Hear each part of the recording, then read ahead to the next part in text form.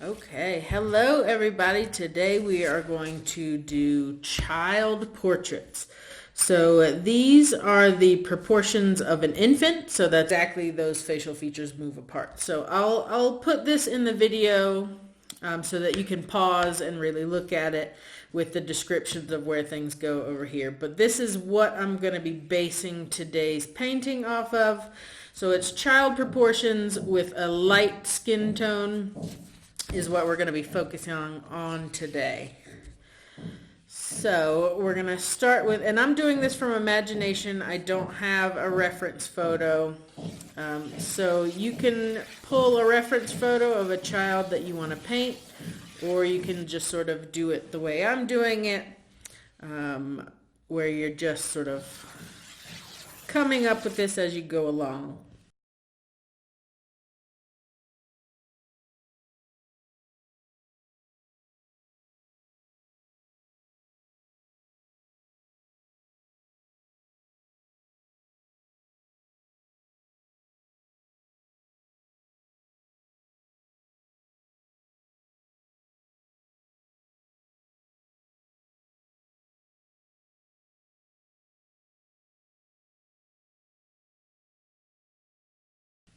So just like we would an adult portrait, just do a real faint sort of circle that we'll erase part of before we start painting.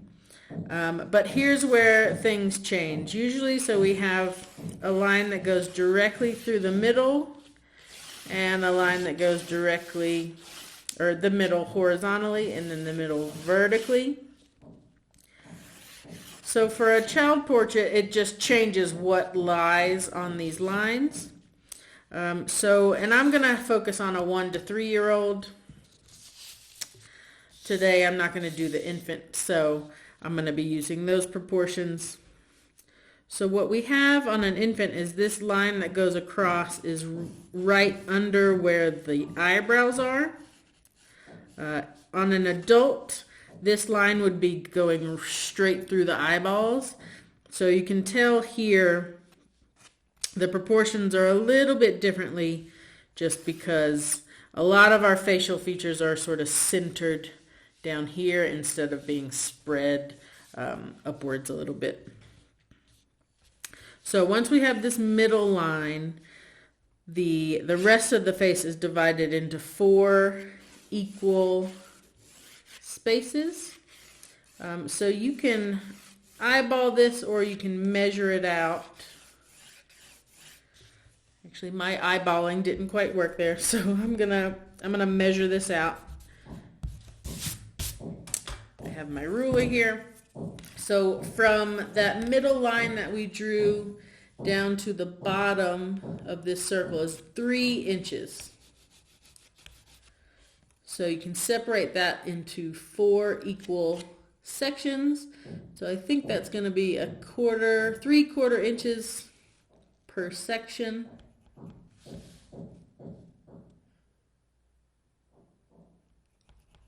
Yep, that looks about right.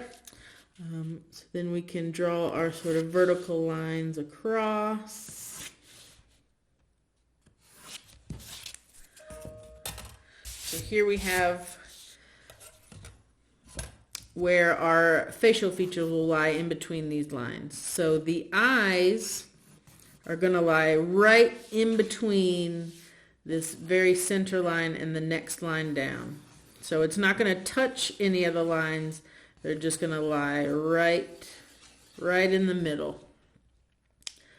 And then we have the nose, that the bottom of the nose sort of touches this, the third line. And the nose shouldn't be any wider than the distance between the 2 eyes. So if you draw lines down from the inside of those eyes, that is how wide your nose is going to be. And then the mouth is just a teeny bit wider than that nose. So I'm going to sort of draw a line maybe 1/8 of an inch outside of these two. And then that bottom lip is going to hit this bottom line.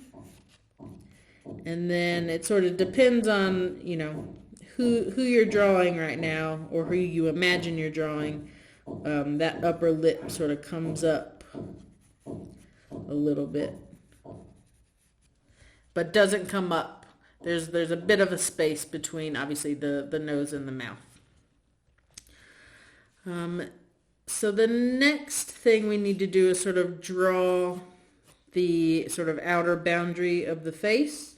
And if you look at this diagram, you know, this face stays pretty round. Maybe it starts to straighten out a little bit on the sides of the face. And then when you come down here to a toddler face, it just gets a little bit longer. And we have a lot of space up here for hair, so we're not dealing with that just yet. We want to get sort of the shape of the face. So I'm going to come down, but then once I hit this line where that bottom lip is, I'm going to start curving that almost to the sort of roundness of a perfect circle until I hit sort of right under those lips. And the space here is a little bit shorter than the width of the eye. When you're drawing an adult, those spaces will these 5 spaces will become sort of the same width, from the edge of the face to the outer eye to the inner eye. The space between the eyes, this whole eye, and then this space are all equal measurements. But for a child, this space between the edge of the face and the outer edge of the eye is just a little bit shorter than all these 3 measurements. I'm going to come straight down and then round it out. Try to make that face as symmetrical as you can. Mine is not symmetrical. So we're going to get rid of some of these lines out here, just so that I can focus on trying to get as close to this curve over here to the other side as well. And that may be making this curve all in one motion. That might make things a little bit easier. And then I'm going to erase some of the excess here, just so that, I mean, we know where our facial features are now. I don't want a bunch of these lines in my painting, so we'll get rid of these, as long as you know where everything needs to go.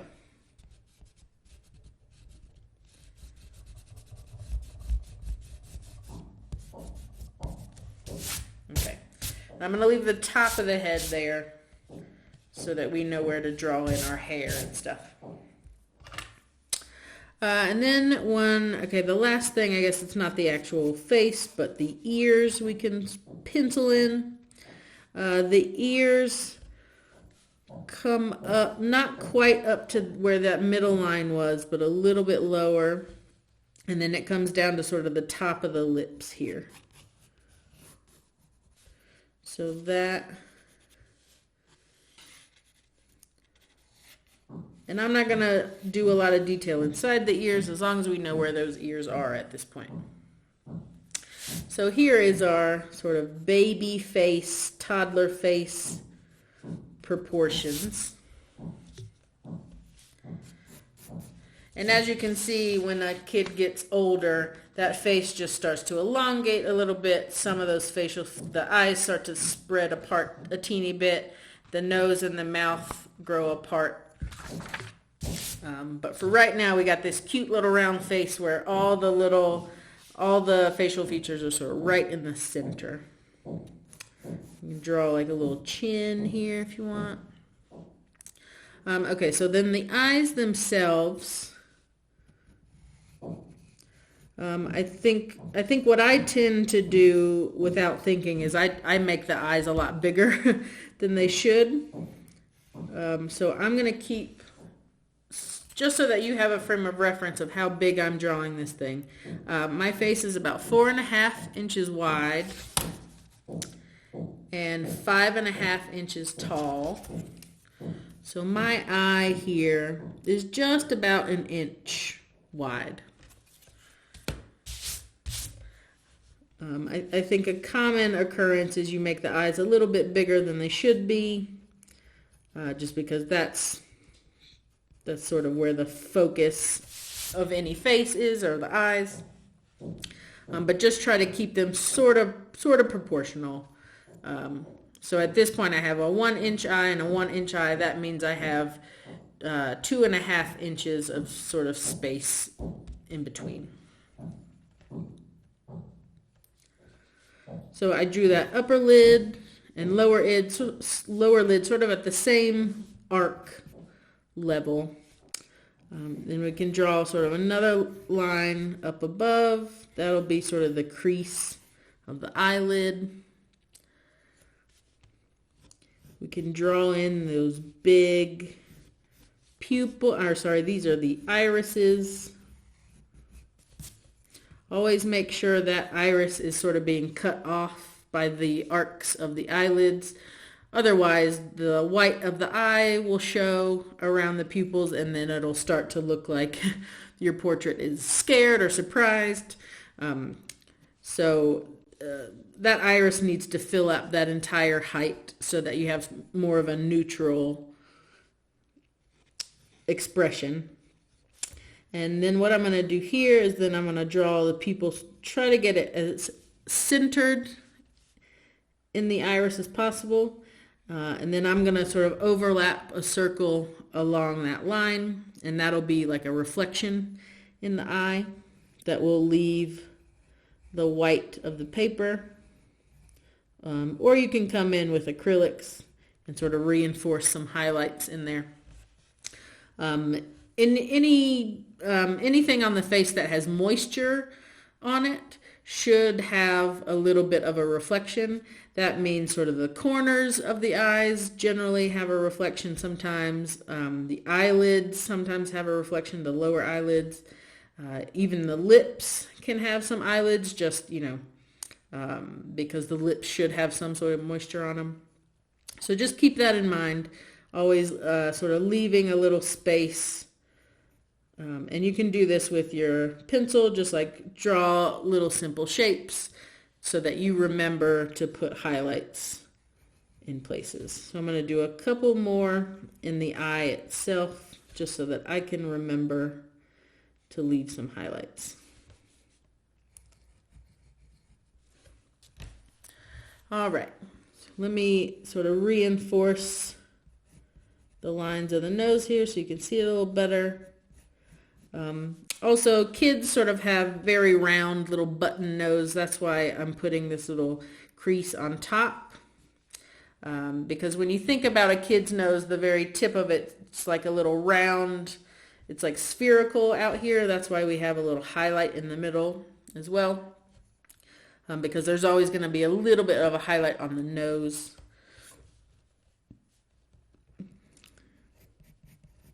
And then here I'll make the lips a little darker so that you can see those. We have that little indentation between the lips and the nose. If you make little lines here under the lip, that can just sort of show that little poutiness of the lip. And maybe the lips are sort of perked out a little bit. And then we have sort of the corners of the mouths. I'm going to fill in these pupils just so that it starts to look a little bit more lifelike. And I'm actually going to make those pupils bigger. They feel a little bit too small right now.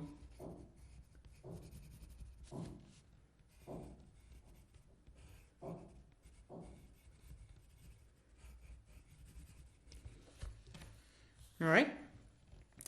And then just, at this age, they don't have, big, strong eyebrows. but I want to darken them in just a little bit so that we can see exactly where they are, and try to keep those sort of symmetrical as well. And then hair, it just sort of depends on who you're drawing or who you imagine you're drawing.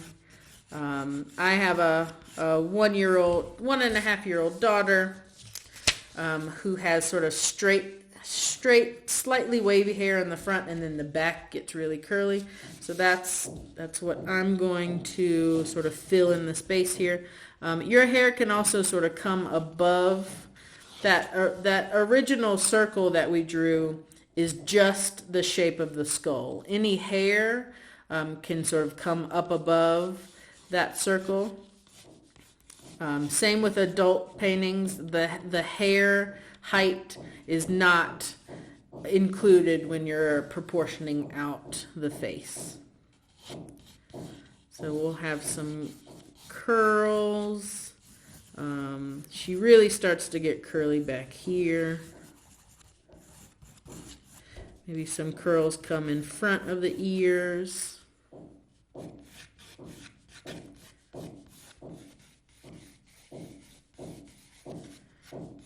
And we're not going to pay a lot of, once we start painting, I'm not going to pay a lot of attention to the hair. Mostly I want to show you just how to do lighting on fair skin on a child's face. So that is what our focus will be on today. So hair's not going to take up a huge amount of time. I just want to have some little indications of, you know, the texture of the hair that'll sort of frame the face. And then we'll have a little indication of a neck and maybe some clothes. Again, I don't want down here to be the focus, but I also don't want my head to just be floating here. So I'm going to draw her, maybe she's got a little dress on, so I'll put sort of some straps of a dress. And then her shoulders, which she's not going to be very broad shouldered right now because she's pretty young. So shoulders are only coming out about, you know, 1/2 inch past the ear.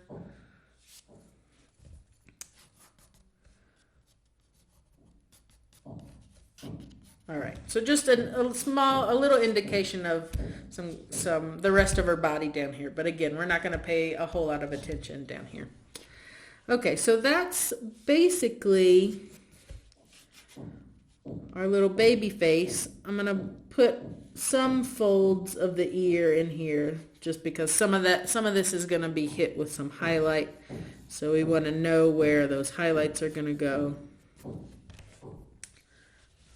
Maybe some more hair out here. Once you start putting hair in, you know, it can start to feel a little bit lopsided if you put more hair over here or something. So just make sure that everything sort of feels balanced. And then we'll start painting. Okay, so this feels good to me. It feels symmetrical. It feels like everything is sort of in the right spot for the age that I'm painting. And what I'm going to do now is I'm going to start with a shadow color. I'm trying to work backwards. I'm going to put my shadows down first. And that way, once I start piling on her actual skin tone, it'll dull down those shadows a little bit. And I'm going to pick a pretty warm shadow color. I sort of have a burgundy that I'm going to use. When you're painting portraits, you want a lot of it, or you want most of it to feel pretty warm because you're painting a living, breathing human being that has blood flowing. So if your skin tones start to edge a little bit too cool, your portrait can start to look like, you know, lifeless or dead or something. So and this is when you're painting realistic. If you're painting fantasy or whatever, you can paint whatever skin tone, you know, whatever you want. You can have green skin, blue skin, whatever. But if you're painting lifelike, all the undertones need to feel warm because there's blood flowing. So I'm going to start with a pretty diluted burgundy, and I created this color with burnt umber, a little bit of alizarin crimson, a little bit of cobalt, and a little bit of green. So it's a warm red, but it could also read a little bit brown, but like a very warm brown. Okay, so I'm also gonna I'm gonna draw a little light bulb over here. So this is where my light source is. And I'm gonna draw I'll erase it later, but for right now I wanna remember where my light source is coming from. And that'll help me with my shadows. So light source is coming from here. So I'm gonna have shadows on this side of the face. I'm going to leave a little bit of a sort of white border here for some reflected light that might be happening. I'm going to paint around the chin because some of that highlight is going to be touching the top. The top lip here is going to be casting a teeny bit of a shadow onto the bottom lip. So we'll paint that in. Probably a little shadow over here.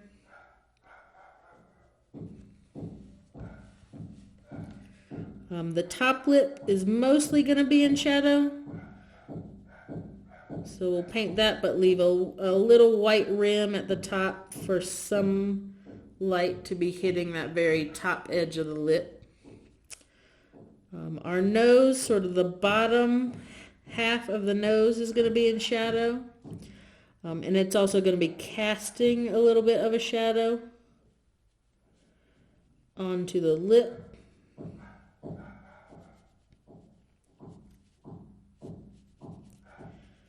And then most of this side of the face is going to be in shadow as well, except for maybe the very top of this cheekbone. So I'm going to leave some of that white.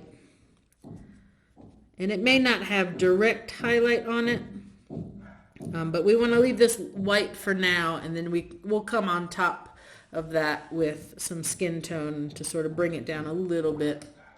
And if you want some of these boundaries of the shadows to soften up, just come back in with clear water and sort of pull that color around just so that that boundary isn't as strong. I'm going to also do that to the edge here, just so that we don't have a really strong border.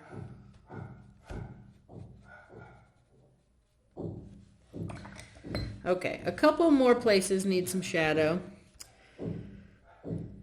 So this side of the nose, which isn't facing the light source, is going to have a little bit of shadow. Then under the lid. The upper eyelid usually can cast a shadow onto the eyeball itself. So I'm going to bring some of that shadow color down. I'm also going to fill in the pupil because those need to end up pretty dark by the end of the painting. So I'm going to just go ahead and get some paint down, which we'll layer on top of quite a bit.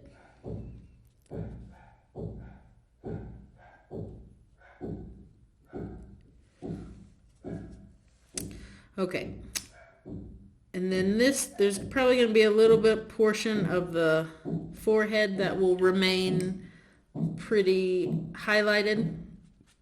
So I'm going to draw that highlight in, and then I'm going to come paint around it with area that might have a little bit more shadow. And again, you can come in with clear water and sort of diffuse the border of that, but I'm going to leave sort of the very center of that shape untouched.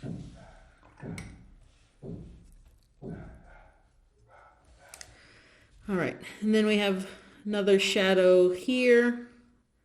The sort of brow is casting a shadow onto the eyelid. Again, this eyelid is casting a shadow directly onto the eye. We're going to fill in that pupil.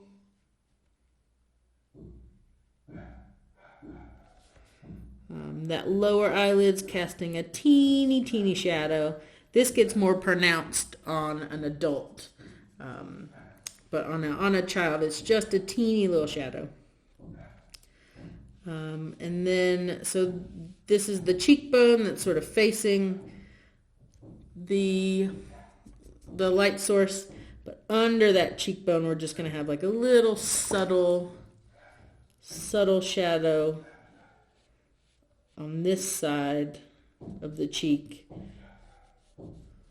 And I'm actually going to come in with some tissue to really pick up some of that pigment so that it's not as prominent as the shadows on this side of the face.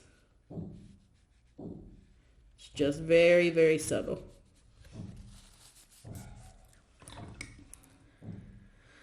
Okay, so what I'm going to do now is come in with clear water to help blend in some of that shadow where I don't want a very strong line. When you start painting older faces, these facial features become bolder, sharper angles. But for right now, we want all these shadows to just blend in to the white of the paper, and that just sort of will help enforce the sort of roundness and cuteness of a baby face. So wherever I have really strong boundaries of that shadow, I'm just going to come in with clear water and blend it just a touch. The shadows around the eyes can sort of stay pretty sharp because those are just such small facial features that are casting shadows. Everything else is just a bigger shape, so we can blend in those colors. I'm going to come back in with that color and make darker shadows on this side of the face, just because that's the side of the face that's actually in shadow. So I want to create some shadows from the hair, like the hair is casting a little bit. And then we have sort of the interior of the ear, which will be in shadow. This ear will almost entirely be in shadow, since it's sort of very hidden from the light source.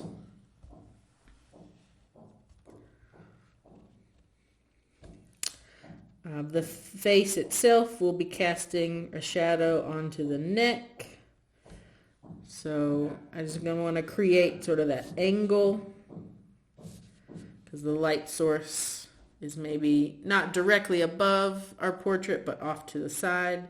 So it's creating sort of this maybe 45-degree-ish angle. But then I'm going to blend that in just so that it's more detailed of a shadow on this side, but as it sort of goes away from the light source, it diffuses a little bit.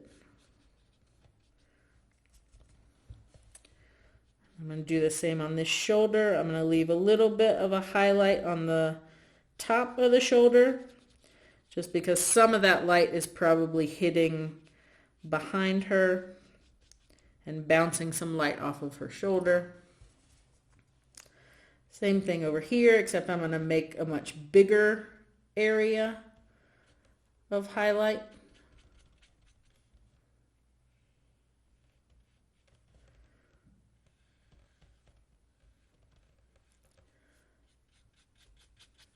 And I'm going to pull some of that color into the chest area here as well, just because it's not facing the light, but it's not going to end up being a deep shadow. This is basically just where I want some skin tone to go. But the dress she's wearing has a little bit of shadow. It's probably casting a little bit of shadow onto her skin as well. So we'll paint that.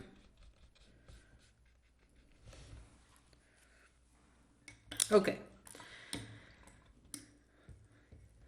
So as this sort of shadow underlayer is drying, that's when we can start to mix her skin tone. And like I said, I'm painting my daughter, who is, she's biracial, but her Ecuadorian skin tone, which, you know, Ecuadorians come in all shades, but she's really sort of taken on her mama's Caucasian skin for the time being. So she is pretty light-skinned, considering her makeup. But here I'm just sort of cleaning off my palette so that I can sort of start fresh. Just do that by, if you're working with watercolors, just wet some tissue, and those colors will come right off.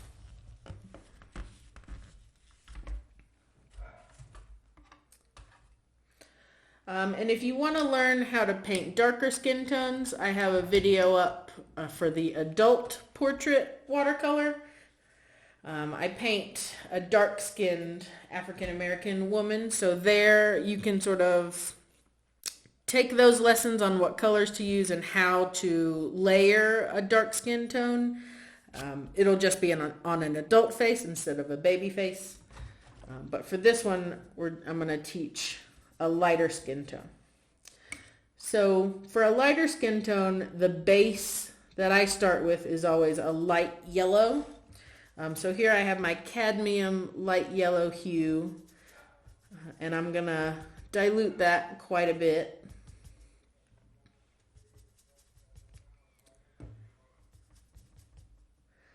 And then I go into my Grumbacher red and just sort of fill the very tip of my paintbrush. I'm not filling up my whole paintbrush. And I should have said before, I'm working with a number 6 to do all this sort of general shadow plotting. But once we start getting into actual details of the eye and stuff, I'll switch to a much smaller brush. But for right now, so I have my light yellow hue. I put just a little bit of Grumbacher red in there, and it starts to feel like a peachy color. And if you're working off of a photo reference, just, hold your photo up to the palette that you're working on. I'm mostly going to work off my own skin tone. My daughter's a little bit lighter than I am, but this will get diluted once it goes onto the paper because the paper's going to soak in some of it. So that's all this is. It's mostly yellow, light yellow with a little bit of red. What I like to do for a light-skinned child is I add a little bit of white.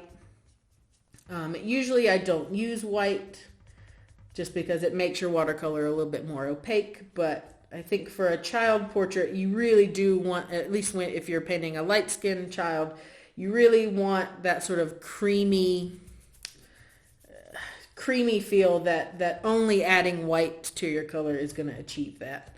So here is my sort of base skin tone color. I'm going to try and mix a little bit more just so that I don't run out. So a little bit of light yellow, a tiny bit of Grumbacher red or cadmium red, and then white.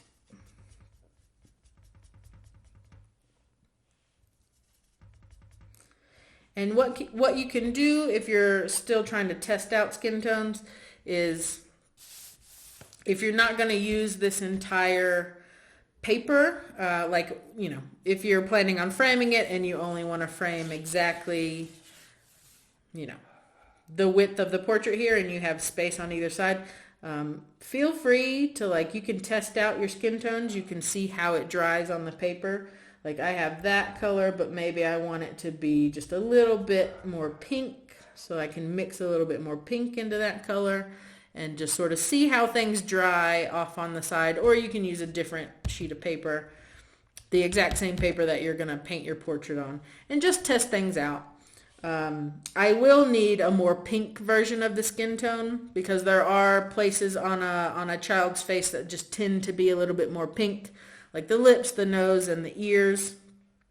So we are going to need sort of a pink version of this skin tone. That's why I wanted to create a lot of it so that I didn't run out, and then I can use what's left for the pinker areas.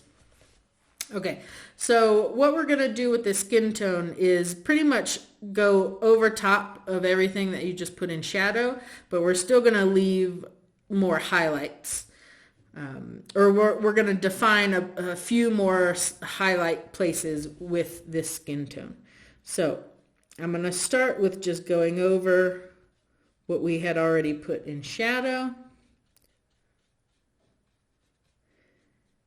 And this is just my technique of starting with shadows first. Some people start with the skin tone and then they add shadows later. But for me, I think adding shadows first just helps me sort of create the three-dimensionalness of a face first, and then I can come in, and that sort of helps me better define where the midtones will go, where the highlights will go, just knowing where the shadows are first. So with this skin tone color, I'm coming right up to the white of the eyes. I'm going to fill in this little spot that I had left for a highlight. Since this is not on the side of the light source, it's still a little bit lighter, but it's not going to have a strong, it's not going to be a strong highlight, but I want it to be lighter than everything else around it. Sort of same with the nose. I'm going to fill in the top of the nose, but I'm going to leave that one little dot right at the tip of the nose, because I want that to be a strong white highlight. I'm going to come in and fill in sort of right down the middle of the nose. Like this side of the nose is going to be a lot of highlight, but right as that nose sort of turns to the other side of the face, it'll start to get some mid-tone on it. I'm going to leave still this highlight on the forehead, except I'm going to decrease the size of the highlight itself just so that some of that skin tone gets in there. Skin tone under the eyebrow itself, or sorry, the eyelid. I'm going to come under the eye with that same tone. But I'm going to leave a really strong highlight right on that cheekbone. Some of that is going to remain the white of the paper.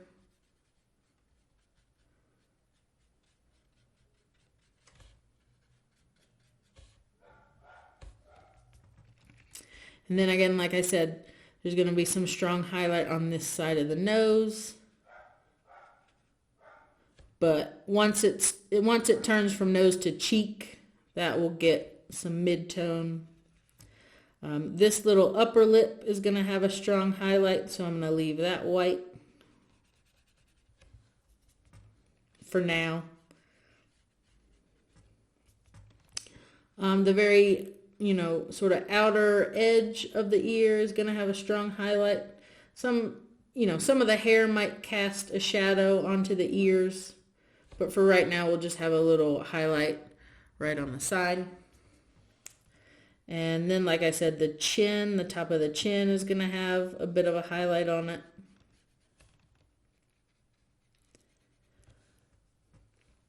I'm going to come in and fill the bottom lip, but leave a couple of little highlights on that lip, since that'll have some strong highlights from the light source. And then I'm going to come in and just make sure that her body has the same skin tone as her face. The body might actually have a little bit of a darker skin tone. For kids, not so much. I think for adults, because some adults, use foundation that might lighten up their face from the rest of their skin tone. So I'm just going to use the same skin tone, but I'll probably put just another layer of shadow down here so that it really shows off that the face is casting a shadow onto the body. But again, this is all about layering. We only have 2 layers on our portrait here, and you can already tell how much depth there is in the face and what facial features are casting shadows. So I think this is a good start. And for right now, as far as skin tone, since a child's hair is pretty thin, or some child's hair are pretty thin, I'm going to come into the hair with just a little bit of skin tone just so that there's an indication of the scalp. Once we start actually painting the hair, we'll see some of that scalp through the hair.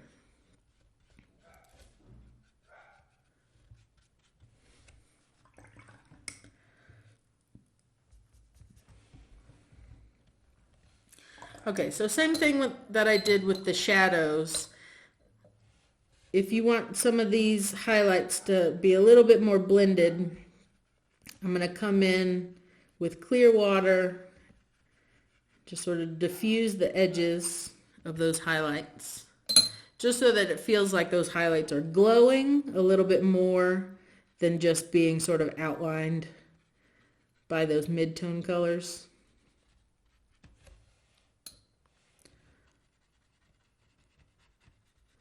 And this is especially important when you're doing a child's face. Again, just like I said, all the facial features are pretty rounded. There's not a lot of sharp angles, so you don't want a lot of sharp highlights and shadows either.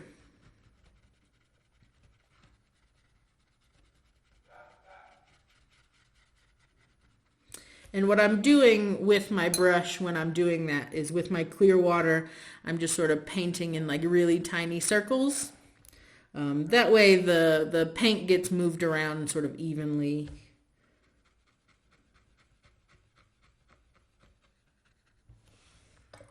All right. So I'm going to come in with, so I already got rid of my shadow color, which oops, was a mistake. So, because I still wanted to be able to use that color to reinforce some of the shadows that might get a little too covered up by our skin tone. So I'm gonna. It's also not a bad thing to create another color of a shadow. I think different colors will just create more depth the more that you layer those on top of each other. So this is just a mixture of burnt umber and cadmium red or Grumbacher red. Because I just want to come in here and reinforce the shadow under her face a little bit.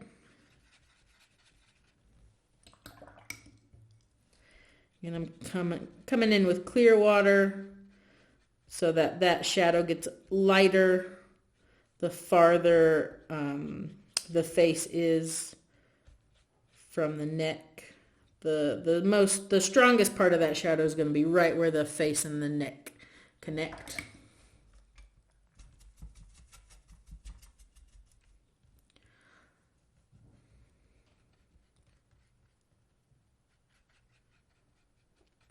And then maybe I'll use that same color within the face a little bit just so that color doesn't feel so isolated.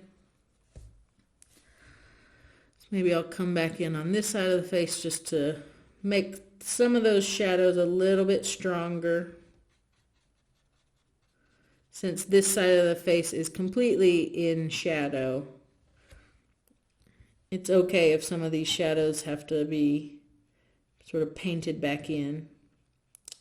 That top lip is always going to be a bit darker than the bottom lip. This ear can get sort of another layer of shadow just to reinforce all those like folds and creases in the ear. The eyelid shadows can always get a little bit darker.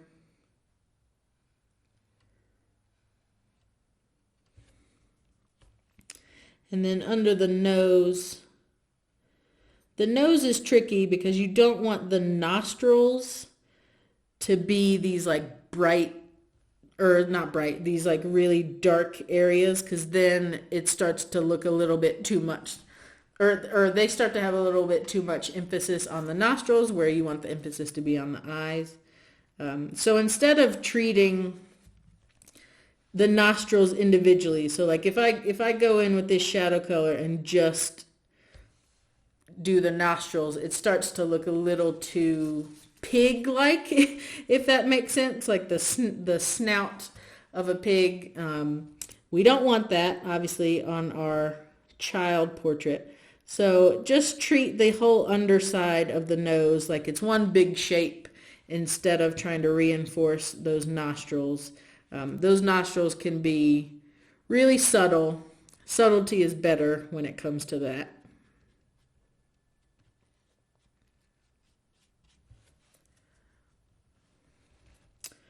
And then under the lip maybe has a little bit more of a shadow.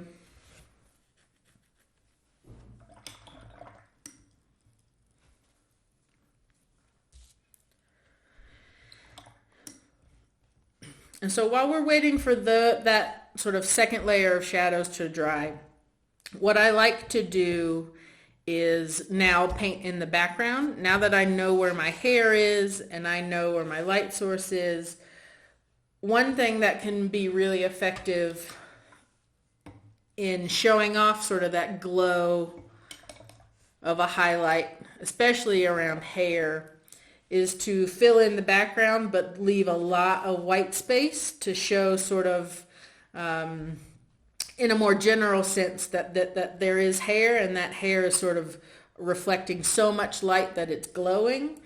So I have found that doing that sort of in the subtractive way of where you paint around an object rather than painting the object itself. So let me show you exactly what I mean. I'm going to mix up sort of a bright background color here so that you can see exactly what I mean by creating a sort of a glow or a halo around the hair of a child. And this is a more traditional take on a child portrait. You know, every child is an angel. So creating sort of a glow around the head of a child is just sort of what a lot of people are looking for when they're looking at child portraits. So what I mean here is, so this is sort of the color of our background. And instead of trying to paint every single hairline or curl, what you do is just sort of leave a halo around where you drew where that hair is going to go.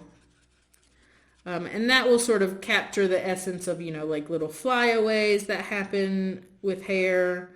And it just creates, you know, a little glow that will, once I'm all done with the background, you'll really be able to see that glow. But one thing we need to do with that glow, just like we did inside the face, is we want the border of this to be really blurry and really blended in so that it actually does feel like there's a bit of a halo effect. So I'm going to come in with clear water and just sort of blend that color back into the background, while at the same time just blurring that line between background and sort of where that glow of the hair starts.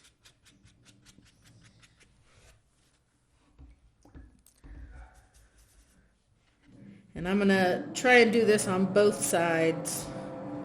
Once you start coming down to the actual face and neck and shoulders, and there's no more hair, you can get right up on the portrait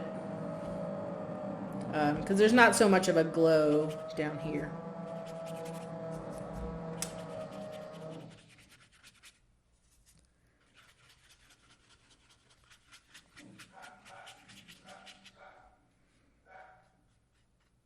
But I have a little bit of hair sort of coming down here, so I want to diffuse that. You can also come in with tissue if there's a little bit too much color and you want a little bit more of a halo. You can come in and just sort of pick up some of that color, and then that'll just sort of increase the size of your halo a little bit. So I'm going to do the same thing on this side while we're waiting for the skin to dry.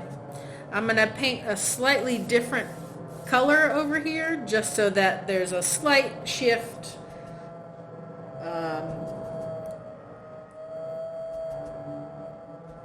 That'll create some depth if the colors in the background shift just a teeny bit. What you can also do, what I didn't do over here, is you can come in with clear water and sort of pre-wet the outside, and that way that'll make the water really blend, or sorry, that'll make your color really blend into the background. So maybe you have to do sort of less work over here to create that halo effect. So I'm just going to pre-wet the area like that's right up against the hair. And then I'm going to drop in this color, and it'll already start to blend in. But then I want to sort of make that shape around the hair that sort of reinforces the shape of the hair, but leaves a little bit of that border. So that again, it just feels like it's a halo coming off of this particular child's hair, instead of just being just this big general halo.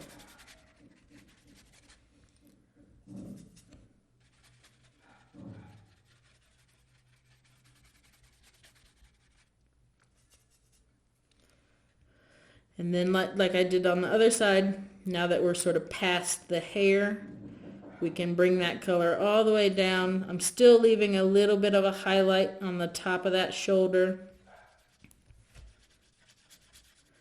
because some of that light is going to reach over here.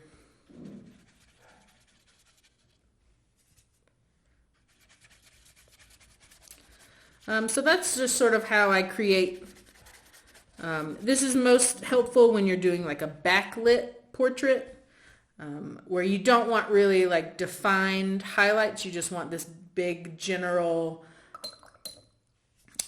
sort of highlight shape to show off that your light source is back there, and it's sort of blowing out a lot of the details that you might have. It's just sort of really exacerbating that shape. So I'm going to come back in and sort of do little like wisps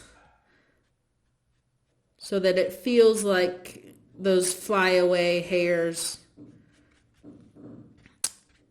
are still, still sort of visible, but in a very non-specific way.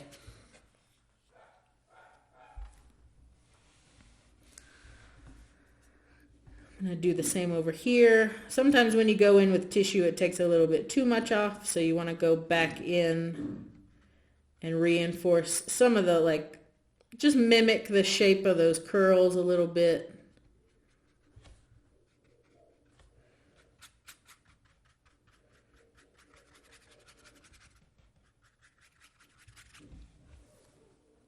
Okay.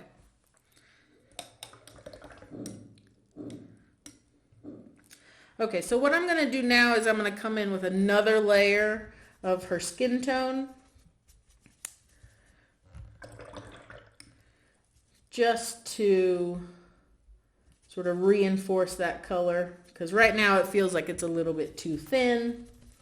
So I'm going to start with my light yellow, add just a touch of cadmium red, and then just a little bit of white, just for that sort of newborn baby feel. Okay, so what I'm going to do now is, again, I'm just going to do a layer on top of what we already have. Watercolor is all about layering. And with this layer, you can really start to feel like this feels like skin. And you know, it's going to take a few layers for it to feel like that. Again, I'm using that skin tone within the hair as well, and the eyebrows. We're going to come back and reinforce the colors of these things, but it needs to have that skin tone sort of lying underneath it.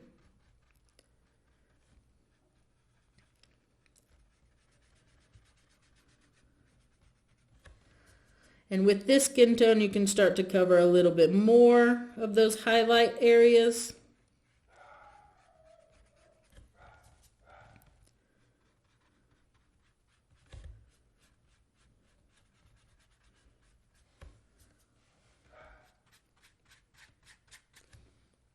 If that color is getting a little bit too intense, you can always dip your water in water to dilute it.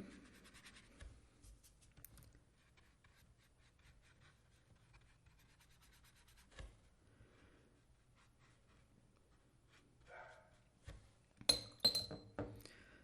going to dilute it around the nose just so that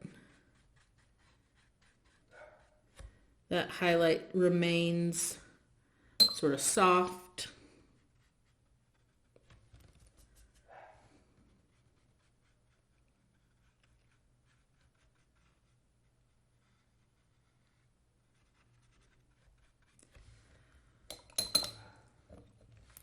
Come in with clear water and sort of spread this highlight. I want this highlight to feel,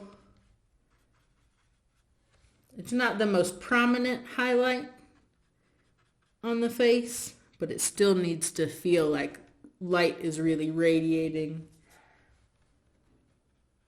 from that part of the face.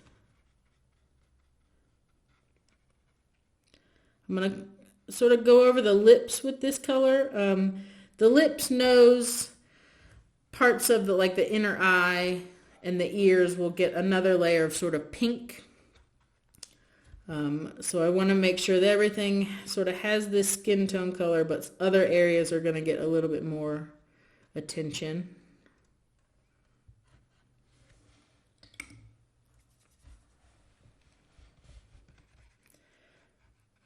Come back in where we did the shadow of the neck.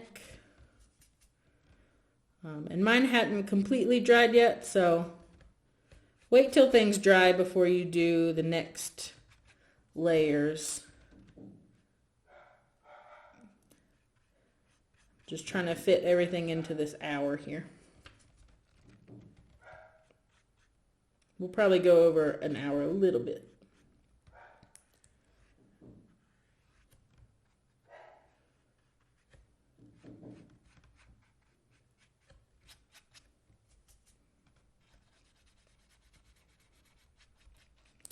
Okay, so here we have, another layer of the skin tone. For me, I don't know if you can see in the film, for me this is feeling a little bit too yellow, so that's why we'll go in with a more pink layer, and maybe I'll do a little bit more of the face than just the nose, the lips, and the chin with a little bit more of a pink, because she's right now, her skin tone is just a little bit too olive, a little too yellow than what she is in reality. So again, if you're working from an example, a printout, or a photo, just try to get that color as accurate as possible.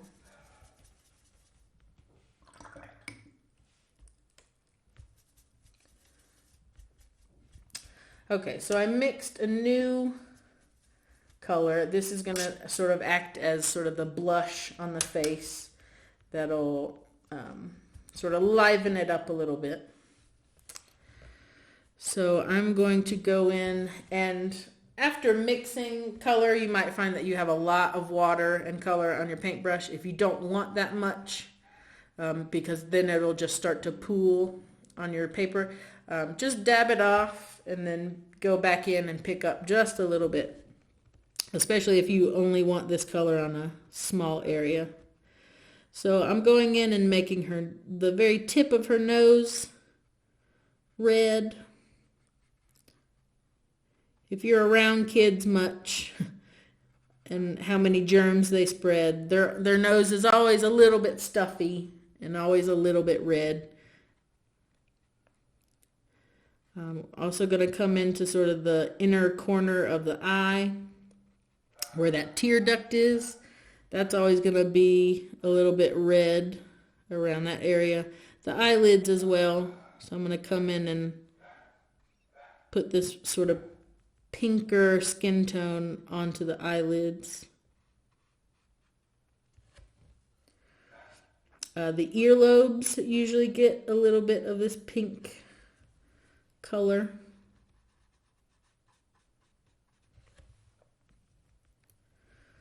The lips themselves. And the lips will get a couple of coats of this pink. I might even make it a little bit pinker so that you can really tell the difference between the lips and the skin tone. And then like the very bottom of the chin gets a little bit pinker. I'm also going to put pink in the cheeks, just for that rosy cheek feeling.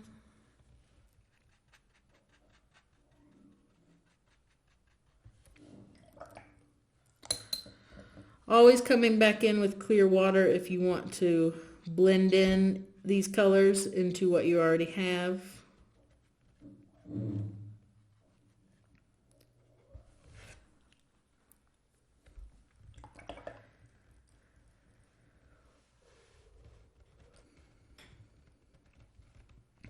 Okay, so I'm going to let this dry for a little bit because the next layer I want to put on will be a little bit more pink, maybe more intense, a little bit more pink, maybe more intense of a pink that I've already done.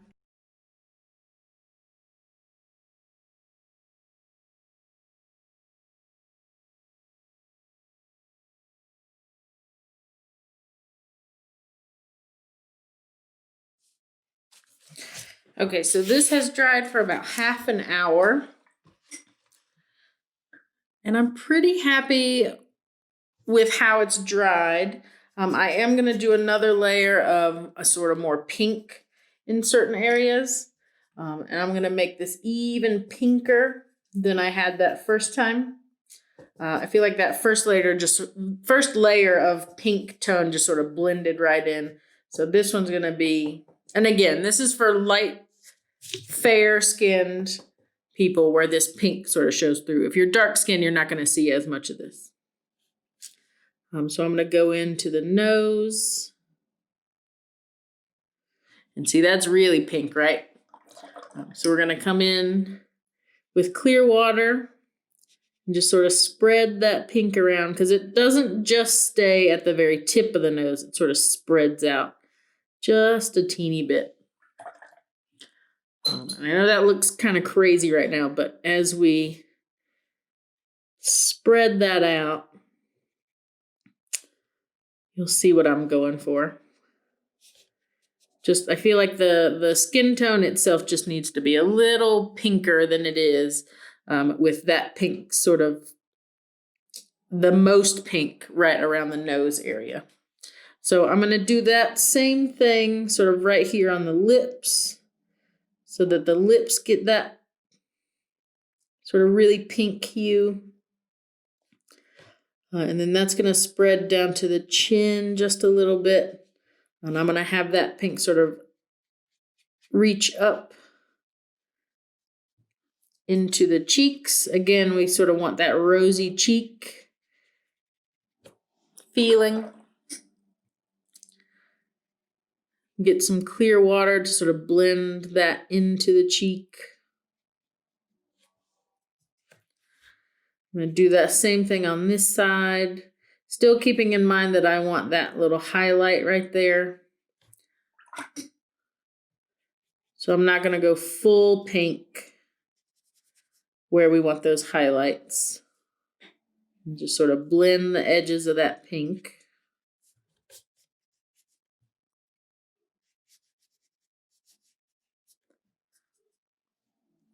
That pink's going to come up into the forehead just a little bit.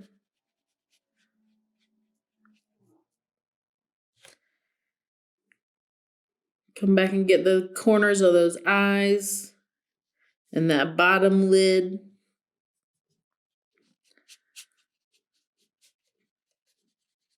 I'm specifically going to spread that pink up into the sort of scalp area. I feel like, you know, when a young child spends a lot of time outside, we don't really put a lot of sunscreen on the scalp itself. And because that skin is so thin, sometimes that scalp gets a little bit red. So that's why we want that pink up there just a little bit.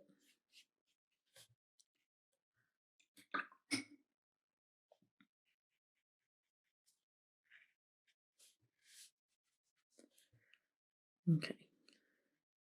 And I'm going to blend the edges of this pink just so that everything is soft and smooth and transitions really well from highlight to midtone to shadow. All right, so she's starting to feel a little bit more lifelike since we put that pink in there. I'm also going to do the pink on her skin down here.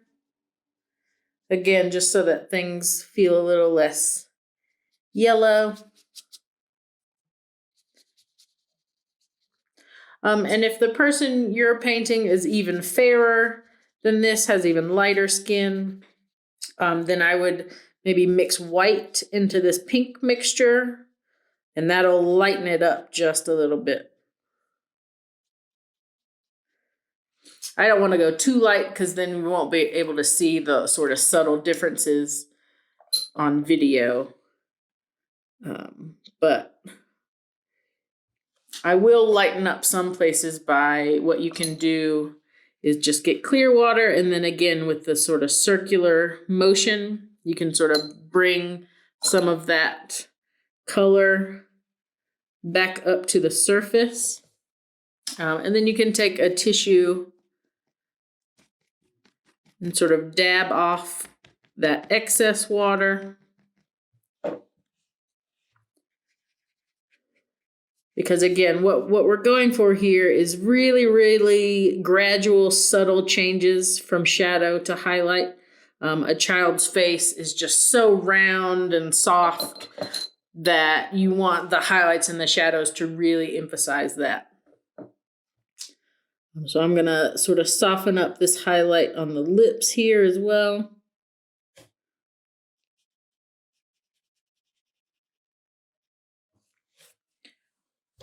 Okay. So that's looking pretty good. While some of that dries, I'm going to grab, this is the smallest brush I have. It's a size 0. So this is what I'm going to use to really get into the eyes, get some detail in there, maybe pull out a little bit more details. Or no, we're going to keep this area sort of not detailed so that all of our details end up in the face. I'll come back to my size 6 paintbrush when I want to do some hair. I think hair for me is just sort of the icing on the top. That's what I do last because none of it's going to really affect the face much. And I want to get that face done first. So for the irises, this is obviously going to depend on the color of the eyes of who you're drawing. My daughter has brown eyes, so I want to create a brown that feels different from the browns that are in there already. So I'm going to make sort of a coolish brown where I'm going to mix brown with a little bit of green. So it still reads as brown, but it's cooler than her pupils, so it'll just feel like it's at least a different color. So I'm going to start at the very outside edge of the iris, sort of paint that color in.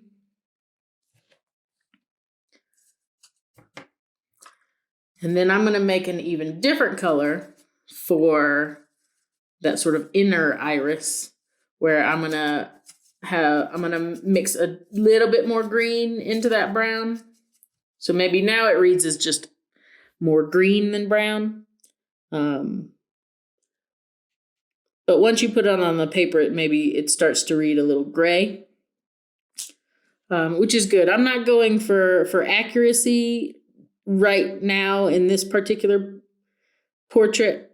We're just getting down the facial proportions of a child and then the light skin tone. So if you want to play around with the colors of the eyes, feel free. This is just practice as far as I'm concerned. Okay, so we did the very edges of that one. We're going to come in on this eye and do the very edges of the iris, and then sort of fill in the rest of the iris with this sort of green gray that I created. And I'm going over the pupil as well. The pupil needs a couple of coats to get as dark as a pupil naturally is. And then I'm going to maybe reinforce that shadow that top lid casts onto the eye. Just make that a little bit darker as well.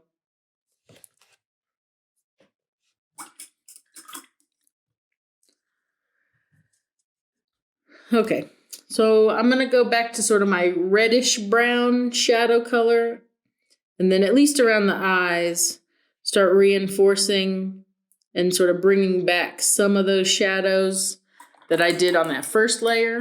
So this top lid, there's going to be a shadow right where that crease happens.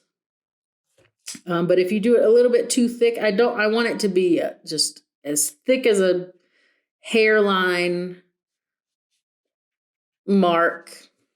So I put down, sort of a solid line of shadow, and now I'm sort of blending it so that all you have is just that very edge of it. I'm going to do the same thing over here. Just clear water to sort of blend out the sort of upper half of that shadow.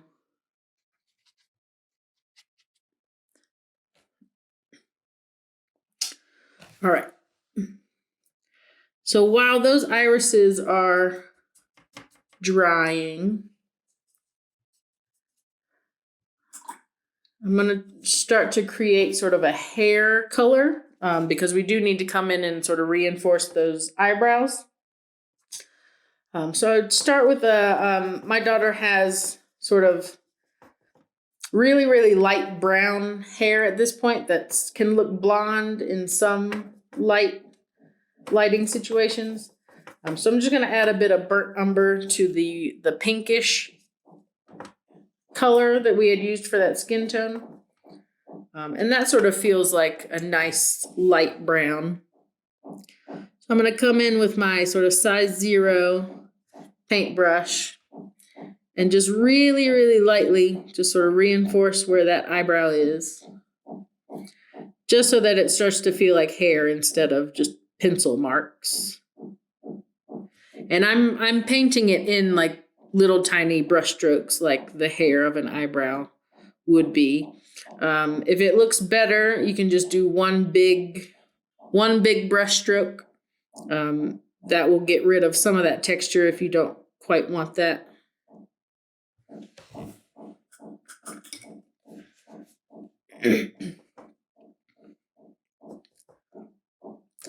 I'm also going back to my shadow color here, the brown mixed with the red. Sort Sort of reinforce that bottom lid just a touch. You can come blend that out just like you did that upper lid if you need to.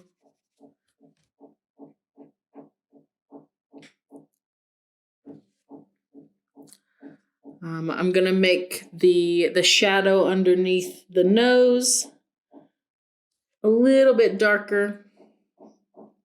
Again, that shadow is going to stretch from one nostril to the other just so that those nostrils aren't like two big isolated shapes. Just make them connect a little bit. And come in with clear water to sort of lighten that shadow up as it gets farther away from the nose itself.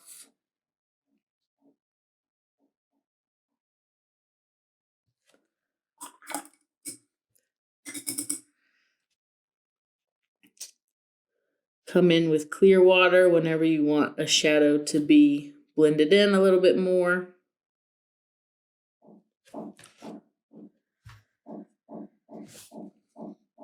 I'm going to make this top lip a little bit darker, just so that there's a clearer difference between the top lip and the bottom lip. I'm going to make a little bit of a shadow underneath that bottom lip.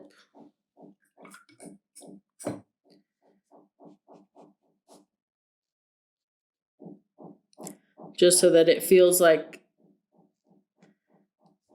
there is a space under that lip before the chin comes out. We want to make sure that we have some shadow there. I'm going to put a little bit more shadow in the ear here.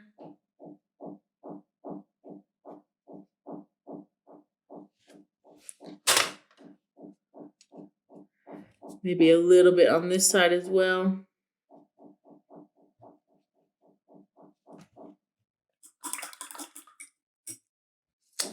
And then I think the last, at least, place I want to put a strong shadow is right under the chin. Again, like I said, the shadows require a lot of layers.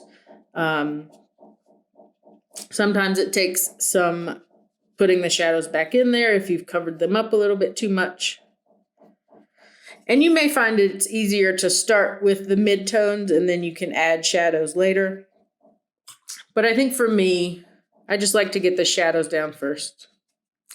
And that might just be a personal preference.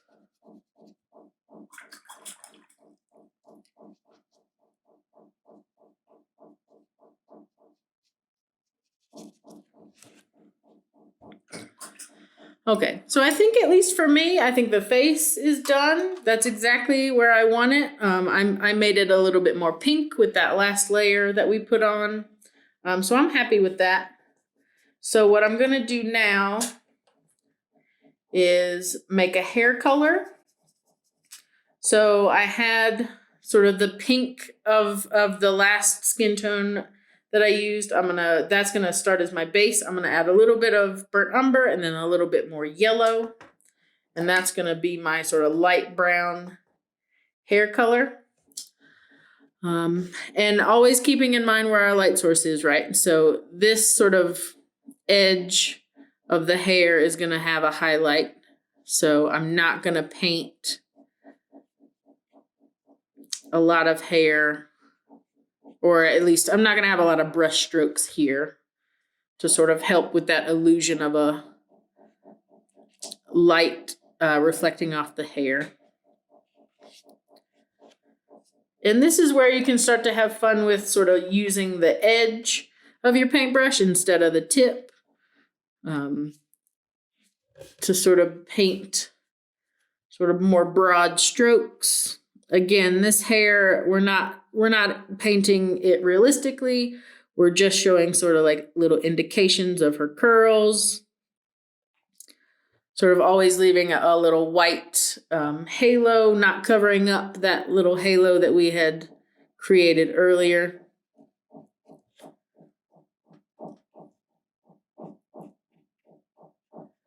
There's probably going to be sort of a arc of highlight right there.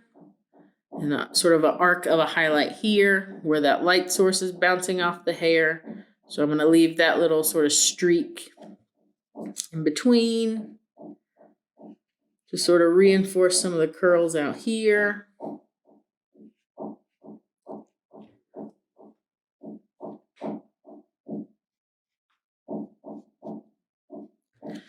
All right, and there we go. See, the hair is really, really simple. If you want to reinforce some of those highlights, you can use the white paint that you have, your white watercolor paint, or you can use acrylic if you really want some of those highlights to come back. I think at this point, what I have here is fine. If you make the hair dark enough, then you can just use what's under the hair as that highlight. But there we go. That is my finished child portrait. I'm gonna sign it, scan it, and probably frame it to put it up somewhere. I hope you enjoyed that. Thank you so much for watching. See you next time.